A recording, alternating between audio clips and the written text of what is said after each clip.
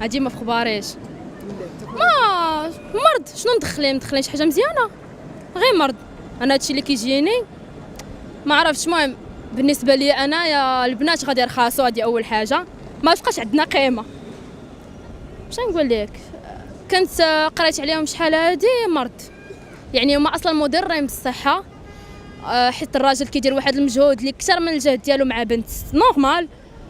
ما عرفتش، الله يهدي. احنا اصلا عندنا مشاكل زادونا بمونيكا، شنو نبقاو ساويين؟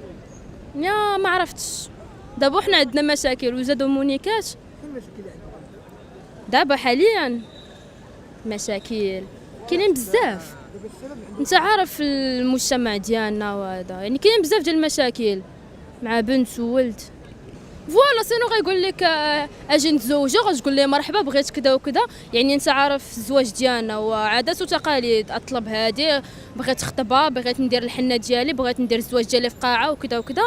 المهم يقول لك وانا مالي على حالتي، نمشي ناخذ ليا مونيكا. علاش انا اصلا مزوج بك غير على ولد وحياه تكون زوينه ما فيهاش مشاكل وناسس اسره. وهذا زيد يقول لك وصافي انت اصلا ما ساويه والو، كاينه واحد الحاجه اللي غترومبلاسيك. الوغ انا علاش غادي نزيد في ديك الحاجه ونعطيك فلوس وقدر وهذا؟ هادشي اللي نقول لك. والله ما ناخذ مونيكا، حيت الدري ما يقدرش يتعوض بمونيكا. هذه ما كتدخلش العقل.